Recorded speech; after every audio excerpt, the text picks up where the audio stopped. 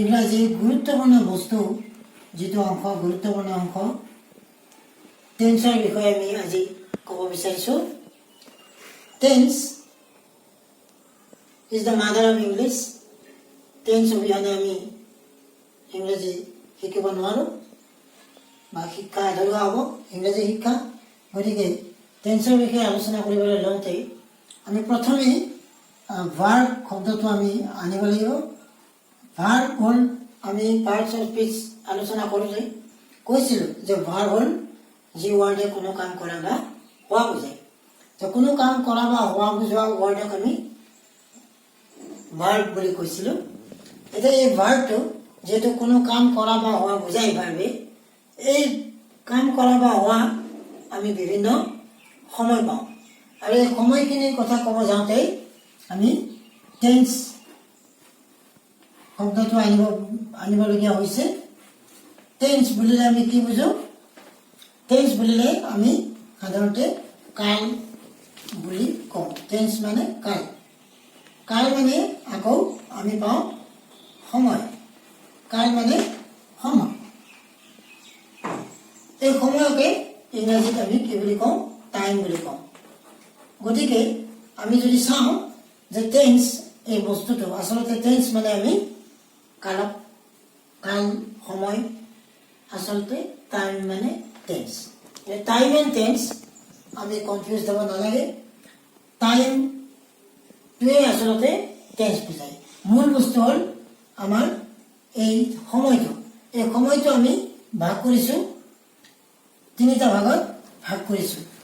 আমি সময়টো তিনিটা ভাগত ভাগ কৰিছোঁ। প্ৰেজেণ্ট পাষ্ট আৰু ফিউচাৰ। এই তিনিটা ভাগত আমি সময়টো ভাগ কৰিছোঁ। সময়টো আমি তিনিটা ভাগত ভাগ কৰিছোঁ। এই তিনিটা ভাগত আমি যদি চাওঁ প্ৰেজেণ্টত যিহেতু আমি ভাৰ্ব লগালেহে ভাৰ্ব এটা লগালেহে আমি টেন্স পাম। গতিকে ভাৰ্বৰ আমি প্ৰথমতে এটা প্ৰাথমিকভাৱে আমি যদি চাওঁ এটা বাক্য এটা চেণ্টেন্স যদি লওঁ, দেন আই ইট ৰাইচ। এই it শব্দটোৰে I am going to start with the eat verb. It is very easy. And I eat rice. আমি কম দেখোন মই I eat rice. প্ৰেজেণ্ট ফৰ্মত আমি ইটটো লিখিলোঁ। এতিয়া আমি দেখিম যে এই ইট ভাৰ্বৰ পৰা আমি এই পাষ্ট ফৰ্মটো আমি ল'ম। এই পাষ্ট ফৰ্মটো আমি ল'ম I had rice। এই ভাৰ্বটো পাষ্টত আমি নিলোঁ। এতিয়া আমি যদি ফিউচাৰত যাওঁ তে ফিউচাৰত যোৱাৰ লগে লগে আমি এটা বিশেষ কথা পাম যে আইৰ লগত আমি চেলটো যোগ দিব লাগে। ফাৰ্ষ্ট পাৰ্চন ছিংগুলাৰ নাম্বাৰত আইৰ লগত আমি চেল যোগ দিলোঁ। আই চেল। তাৰপিছত ভাৰ্বটো লিখিলোঁ আই চেল ইট ৰাইচ। ইয়াত দেখিলোঁ যে এটা চেল এই শব্দটোৰে আমি কি কৰিছোঁ? ফিউচাৰ টাইমটো আমি বুজাব বিচাৰিছোঁ। আমি কৈছোঁৱেই যে যিহেতু টাইম এণ্ড টেন্স আমি কনফিউজ হ'ব নালাগে। আমি টেন্স বুলি ক'লে আমি যিটো বুজিম টাইম শব্দটোৰ পৰা আমি একে কথাই পাম। গতিকে আমি প্ৰেজেণ্ট পাষ্ট আৰু ফিউচাৰ এই তিনিটা টাইম পাম। আৰু ইয়াক আমি টেন্স বুলি কৈছোঁ যে তিনি প্ৰকাৰৰ আমি ইয়াতে টেন্স আমি লিখি দেখুৱালোঁ। আমি যদি অন্য বাক্য লওঁ যিকোনো বাক্য এটা ল'ব পাৰোঁ। নাম্বাৰ পাৰ্চনটো আমি ক্লিয়াৰ কৰিবলৈ আমি এটা থাৰ্ড পাৰ্চন ছিংগুলাৰ নাম্বাৰৰ বাক্য লৈছোঁ। ইয়াত এটা আমি ভাৰ্ব লৈছোঁ। ভাৰ্বটো আমি গোজ। হি গোজ টু স্কুল। এই বাক্যটো আমি সহজ বাক্য এটা ল'লোঁ থাৰ্ড পাৰ্চন ছিংগুলাৰ নাম্বাৰটো দেখুৱাবৰ কাৰণে। আৰু এইবাৰ আমি পাষ্টত আমি দেখুৱাম যে পাষ্টত হি ৱেণ্ট। ইয়াতে দেখুৱাইছোঁ ৱেণ্ট টু স্কুল। ইয়াতেও আমি কি পালোঁ? গো ভাৰ্বৰ পৰা আমি গো ভাৰ্বৰ পৰা ৱেণ্ট এই পাষ্ট ফৰ্মটো আমি দিলোঁ। এতিয়া আমি চাম এইটো আকৌ ফিউচাৰত লৈ যাব লাগে। ফিউচাৰত আমি দেখিছোঁ যে কি আছে হিৰ লগত আমি কিন্তু চেল যোগ কৰিব নোৱাৰোঁ। আমি থাৰ্ড পাৰ্চন ছিংগুলাৰত হিৰ লগত আমি উইলহে পাম। He will go to school. ইয়াতে আমি যদি ভালকৈ চাওঁ তে দেখিম যে ইয়াতে তিনি প্ৰকাৰৰ আমি ভাগটো লিখিলো দেখাত আমি তিনিটা বাক্য লিখিছো ইট এট আৰু চেল ইট ফিউচাৰ টেন্স আমি যদিও কৈছো ফিউচাৰ টেন্স বুলি আমি যদিও কৈছো ইয়াত চেল আৰু ইট লগ লাগিহে ফিউচাৰ টাইমটো বুজাইছে গতিকে আমি অলপ কথা পিছত পাতিব লাগিব ইয়াৰ পিছত আমি আৰু এটা বাক্য লৈছো দে প্লে ক্ৰিকেট আমি এটা বাক্য ললো দে প্লে ক্ৰিকেট আৰু ইয়াৰ পৰা আমি পাম দে প্লে ক্ৰিকেট ইয়াতে আমি প্লে ভাগৰ পৰা কি পালো পাঁচ প্লেট পালো আৰু এতিয়া এই বাক্যটোৰ পৰা আকৌ আমি পাম দে উইল প্লে ক্ৰিকেট ইয়াতে আমি দেখিছো যে ইয়াত চেল আৰু উইল ব্যৱহাৰ কৰি আমি পাষ্ট ফিউচাৰ টেন্সটো আমি গঠন কৰিছো ফিউচাৰ টেন্সটো আমি চেল আৰু উইল ব্যৱহাৰ কৰি মূল ভাৱটো ব্যৱহাৰ কৰিলে আমি ফিউচাৰ টেন্সটো পাওঁ কিন্তু আচলতে আমি যদি ভালকৈ চাওঁ তেনেহ'লে দেখিম যে চেল উইল আৰু তাৰ লগত ব্যৱহাৰ কৰা ভাৱটো আমি যদি লক্ষ্য কৰোঁ তেনেহ'লে ইট ভাৰ্বৰ পৰা আমি কি পাইছোঁ ফাৰ্ষ্টত এক পাইছোঁ আৰু এইফালে গ' ভাৰ্বৰ পৰা আমি কি পালোঁ ৱেন পালোঁ প্লে ভাৰ্বৰ পৰা আমি কি পালোঁ প্লেট পালোঁ এতিয়া যদি আমি চাওঁ যে চেল আৰু উইল এই ভাৱ দুটা যদি আমি লিখি চাওঁ চেল আৰু উইল দেখিম যে চেল আৰু উইলৰ পৰা আমি কি পাওঁ পাষ্ট ফৰ্ম পাওঁ অৰ্থাৎ চেলৰ পাষ্ট টেন্স শুড উইলৰ পাষ্ট টেন্স উড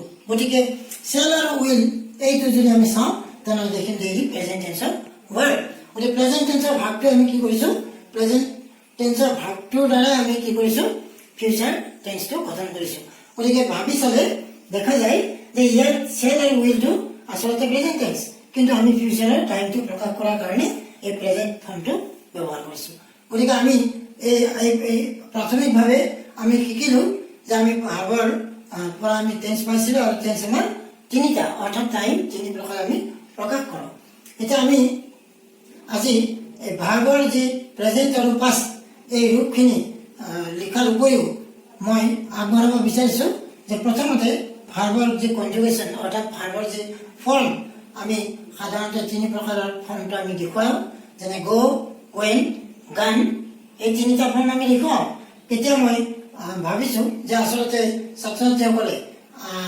ভাৰ্বৰ ৰূপ এই তিনিটা নকৰি পাঁচটা ৰূপ লিখিবলৈ চেষ্টা কৰিব তেওঁলোকে পাঁচটা ৰূপ লিখিবলৈ চেষ্টা কৰিব আমি অন্ততঃ বেছি নহ'লেও 120 120 ইমানমান ভাৱ যদি আমি ছাত্ৰ ছাত্ৰীসকলক আমি লিখিবলৈ দিওঁ মই পৰামৰ্শ দিছোঁ যে অন্ততঃ 120টামান ভাৱ লিখিব যে আমি প্ৰাথমিকভাৱে দেখুৱাইছোঁ যে আমি লিখা ভাৱকেইটা দেখুৱাইছোঁ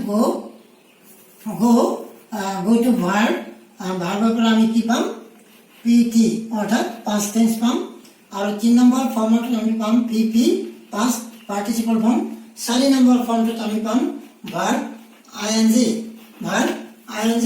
যে প্ৰগ্ৰেছিভ টেন্সত ব্যৱহাৰ কৰা হয় ING আৰু শেষত মই দেখুৱাব বিচাৰিছোঁ ভাৰ্বৰ প্ৰত্যেক ভাৰ্বৰে থাৰ্ড পাৰ্চন ছিংগুলাৰ নাম্বাৰ এইটো ছাত্ৰ ছাত্ৰীসকলে লিখি ল'ব ইয়াত মই দুটা তিনিটা ভাৰ্ব যি আমি লিখিলোঁ আমি গ' ৱেন গান মই প্ৰাথমিকভাৱে দেখুৱাইছোঁ গ' ৱেন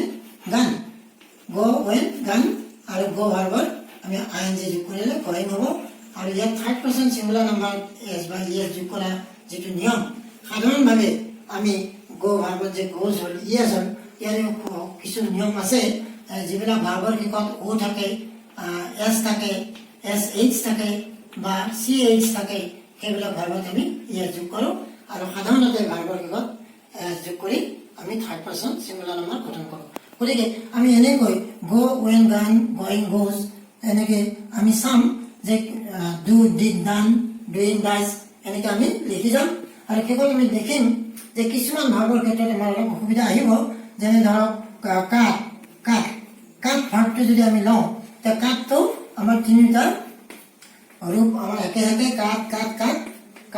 কাট আৰু এইটো কাটিংটোত কিন্তু কি হ'ব ডাবল টি যোগ হ'ব টি দুটা যোগ হ'ব আৰু তেতিয়া কাটিং হৈ যাব আৰু তাৰপিছত থাৰ্ড পাৰ্চন ছিংগুলাৰ নামৰ কাটছ হ'ব এনেকৈ আমি 100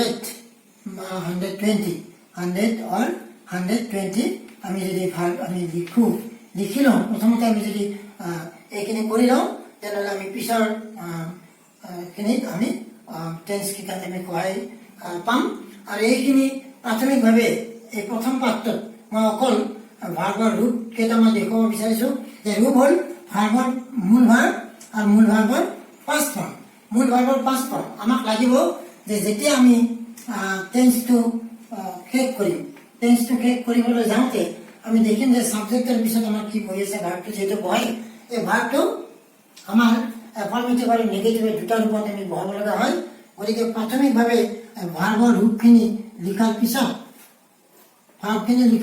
ভাৰ্বখিনি শেষ হোৱাৰ পিছতে আমি আজি আকৌ ইয়াৰ পিছে পিছে আমি এটা কথা ক'ব বিচাৰিছোঁ ইয়াত ভাৰ্বৰ যে নেগেটিভ ফৰ্মবিলাক যে আমি কৰোঁ এটা নেগেটিভ ফৰ্ম যে কৰোঁ অৰ্থাৎ এফাৰ্মেটিভ বাক্য এটা হৰসূচক বাক্য এটা নেগেটিভ কৰিবলৈ আমি লওঁ আৰু সেই কথাখিনি ক'বলৈ আজি আগবাঢ়িম ইয়াৰ পিছৰ পাঠত আজিয়ে ইয়াৰ পিছৰ পাঠটো আমি এফাৰ্মেটিভৰ পৰা নেগেটিভ বা এফাৰ্মেটিভৰ পৰা ইণ্টাৰগেটিভ আমি কেনেকৈ কৰোঁ এইখিনি কথা আলোচনা কৰিব বিচাৰিছোঁ ইয়াৰ পিছৰ পাঠটো আমাৰ এফাৰ্মেটিভৰ পৰা নেগেটিভ অৰ্থাৎ ট্ৰান্সফৰ্মেশ্যন বাক্যৰ সলনীকৰণ এফাৰ্মেটিভৰ পৰা নেগেটিভ বা এফাৰ্মেটিভৰ পৰা